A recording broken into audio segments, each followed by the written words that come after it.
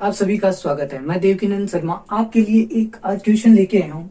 जैसे जितने भी इंडियन जियोग्राफी से रिलेटेड जैसे प्लेनेट हो गए, ग्रह हो गए, नक्षत्र हो गए, उपग्रह हो गए, तो इनके बारे में आज सारी बातें करेंगे कि जो परंपरागत ग्रह है वो कौन है, बोनी ग्रह कौन है, तो उनमें सारे जो भोर का तारा किसे कहते हैं, सांझ का तारा किसे कहते हैं, फेबोस, डिमोस, ये किसके दो उपग्रह हैं, तो ये सारी चीजें हम पढ़ेंगे। चंद्रमा की सतह का अध्ययन वगैरह सारा कुछ करने वाले हैं।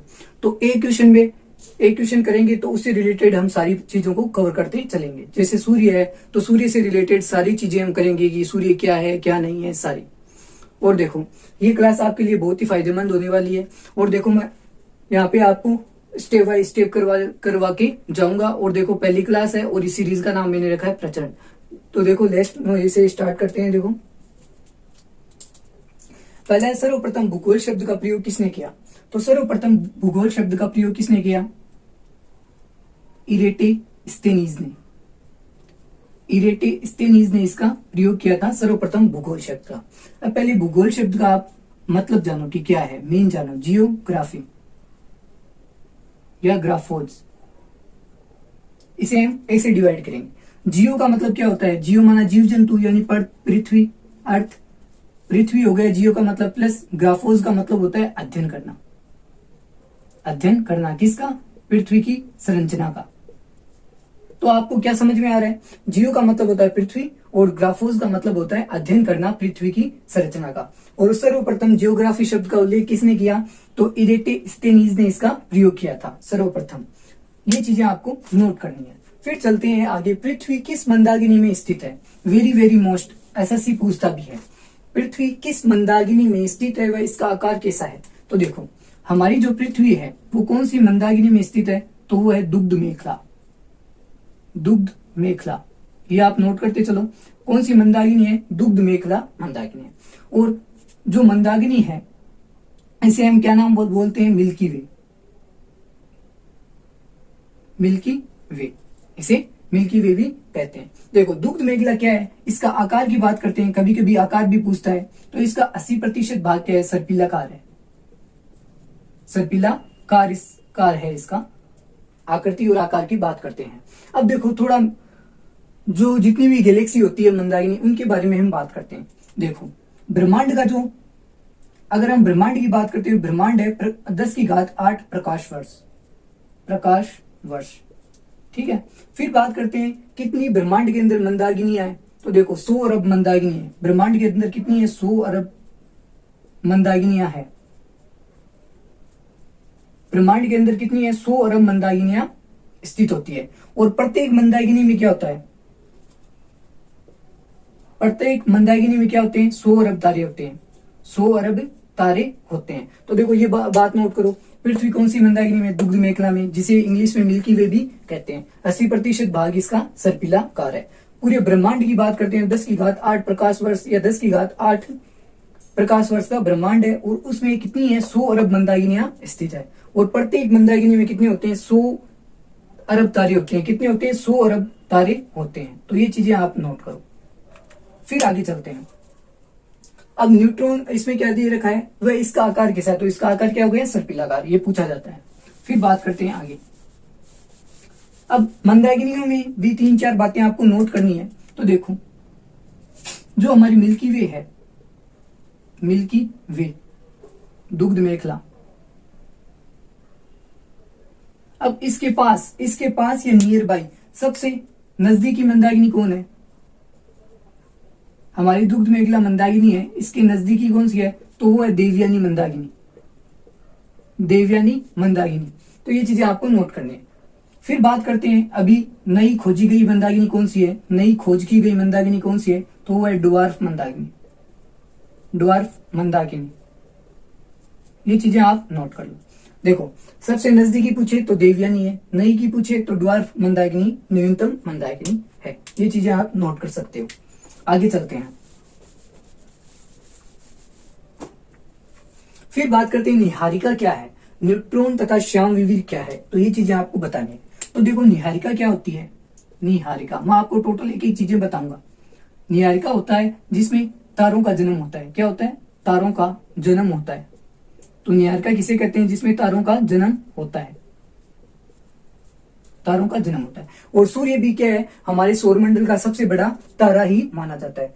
फिर बात करते हैं न्यूट्रॉन तथा श्यामविवीर क्या है।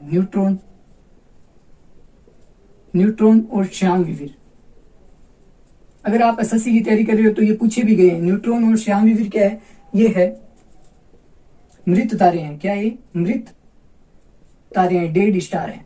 तो मृत तारों का पूछे तो न्यूट्रॉन और श्यामविवीर क्या है, मृत तारे हैं। तो ये चीजें आपको पता होनी चाहिए। फिर देखो एक चीज आगे मैं और भी बताऊंगा आपको। तो नीहारिका क्या है, तो सिंपली नीहारिका का मतलब होता है जिसमें तारों का निर्माण होता है। फिर बात करते हैं सौरमंडल क्या है, सौरमंडल का प्रधान क्या है। तो देखो सौरमंडल क्या है, बेसिकली सौरमंडल क्या है, सबसे बड़ा, सौरमंडल में सबसे बड़ा तारे की बात करते हैं, तारा मान सकते हैं हम। तारा कौन है, तो वो है सूर्य। कौन है, सूर्य। और सूर्य के चारों ओर बेसिकली जो धरती होती है, पृथ्वी हो गई, शुक्र हो गए, ये सब सारे क्या है, ग्रह है। इन्हें क्या कहते हैं, ग्रह, उपग्रह और पिंड। ग्रह, उपग्रह, पिंड, उल्काएं, ये सब क्या होते हैं, सूर्य के चारों ओर चक्कर लगाते हैं। क्या करते हैं, सूर्य के चारों ओर चक्कर लगाते हैं। तो इस प्रक्रम को क्या कहते हैं, सौरमंडल कहते हैं। तो सूर्य के चारों ओर ग्रह, उपग्रह, पिंड, उल्काएं आदि चक्कर लगाते हैं। तो इस पूरी व्यवस्था को क्या कहते हैं, सौरमंडल कहते हैं, जिसका केंद्र बिंदु क्या होता है, सूर्य को केंद्र बिंदु माना जाता है। और जो हमारी मिल्की वे से कितना दूर है वो भी मैं आपको बताऊंगा। फिर बात करते हैं सौरमंडल का प्रधान सूर्य हो गया, आपको मैंने बताया। सूर्य किरीट किसे कहते हैं, सूर्य किरण को पृथ्वी पर पहुंचने में कितना समय लगता है। देखो सूर्य किरीट की बात करते हैं, यहाँ पे सूर्य किरीट पूछा है और ये एसएससी में आया हुआ है। सूर्य किरीट,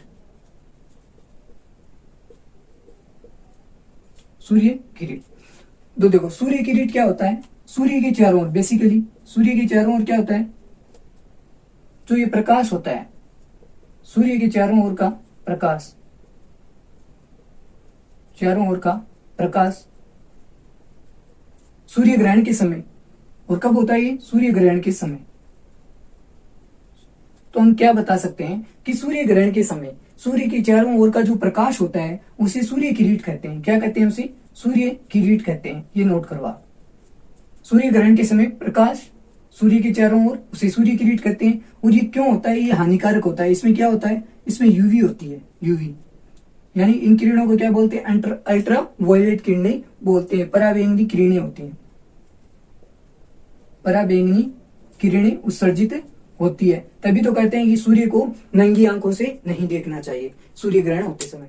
तो पराबैंगनी किरणें होती है और इनके चारों ओर जो प्रकाश होता है पराबैंगनी किरणों का, उसे सूर्य किरीट कहते हैं। और इसे सूर्य का मुकुट भी कहते हैं। क्या कहते हैं, इसे सूर्य का मुकुट भी कहते हैं। यह आया हुआ है, सूर्य का मुकुट, सूर्य मुकुट भी कहते हैं। आप लिखना चाहो तो लिख लो। फिर बात करते हैं आगे। फिर देखो यहाँ पे एक क्वेश्चन और पूछा है इसने कि सूर्य किरण को पृथ्वी पर पहुंचने में कितना समय लगता है। तो सूर्य किरणें पृथ्वी पर कितनी समय में पहुंचती है, तो वो देखो 8 मिनट 16.5 सेकेंड। यानी सूर्य की किरणें पृथ्वी पर 8 मिनट 16.5 सेकेंड के अंदर पृथ्वी पर पहुंच जाती है। ये भी नोट कर लो, ये भी आया हुआ है। तो देखो मैं पूरा प्लेनेट सिस्टम है आपका वो सारा करवा रहा हूं कंप्लीट। फिर देखो परंपरागत ग्रह किन्हें कहते हैं तथा बाह्य व आंतरिक ग्रह कौन कौन से होते हैं। देखो ये भी क्वेश्चन काफी इंटरेस्टिंग है। एक होता है बाह्य ग्रह और एक होता है परंपरागत, एक होता है आंतरिक ग्रह। इन दो चीजों को आप समझो।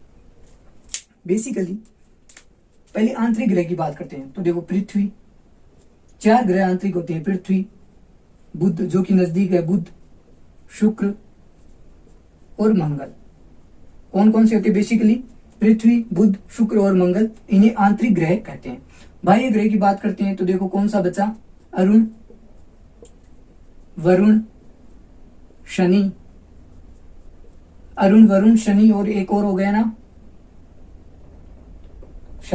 एक हो गया बृहस्पति। तो ये आपके टोटली ग्रह हो गए। तो बाह्य ग्रह अरुण, वरुण, शनि, बृहस्पति जो कि आकार में भी बड़े होते हैं, तो इन्हें बाह्य ग्रह कहते हैं। आंतरिक ग्रह पृथ्वी, बुध, शुक्र, मंगल को आंतरिक ग्रह कहते हैं। फिर बात करते हैं परंपरागत ग्रह कैसे कहते हैं। देखो मैंने चीजें बताई, परंपरागत ग्रह किसे कहते हैं। तो बेसिकली इन दोनों चीजों को मिलकर जो ग्रह बनते हैं, ये जो ग्रह हैं इनको परंपरागत ग्रह कहते हैं। अरुण हो गया, वरुण, शनि, बृहस्पति, पृथ्वी, बुध, शुक्र, मंगल, इन सब को मिला के क्या कहते हैं, परंपरागत ग्रह। परंपरागत ग्रह। और देखो IAU ने, IAU basically international astronomical union, इन्होंने क्या बांटा है, ग्रहों को 3 प्रकार से बांटा है। एक तो हो गया परंपरागत ग्रह, दूसरा हो गया बोने ग्रह, और तीसरा हो गया उल्काएं या बेसिकली पिंड। इन 3 चीजों में बांटा है। तो ये चीजें आपको नोट डाउन करनी है। फिर बात करते हैं आगे। बेसिकली मैं इनकी चीजें भी बताऊंगा आपको कि शनि किस लिए है। देखो इसमें आप अगर नोट करना चाहते हो तो ये भी नोट कर सकते हो कि जो वो कहां गए, अभी आपको बता रहा हूं। देखो सबकी क्वालिटी बता रहा हूं। बुध क्या है, बुध एक क्या है, द्रव्य अवस्था में होता है और ये सूर्य के सबसे नजदीक होता है। सबसे नजदीकी ग्रह कौन सा है, तो वो बुध है। ठीक है, ये चीजें आप नोट कर लो। फिर बात करते हैं, देखो सबसे ज्यादा द्रव्यमान किसका होता है, तो द्रव्यमान होता है बृहस्पति का। सबसे ज्यादा द्रव्यमान किसका ज्यादा होता है, तो बृहस्पति का सर्वाधिक होता है। और सबसे कम द्रव्यमान किसका होता है, बुध का सबसे कम द्रव्यमान होता है। फिर बात करते हैं घनत्व की। तो सर्वाधिक घनत्व किसका होता है, तो सर्वाधिक घनत्व होता है शुक्र का। किसका होता है, शुक्र का। और सबसे कम घनत्व किसका होता है, तो वो होता है शनि का। सबसे कम घनत्व किसका होता है, शनि का। तो ये चीजें आपको नोट कर लो। फिर अरुण की, वरुण की, इन सब की बातें आगे करेंगे।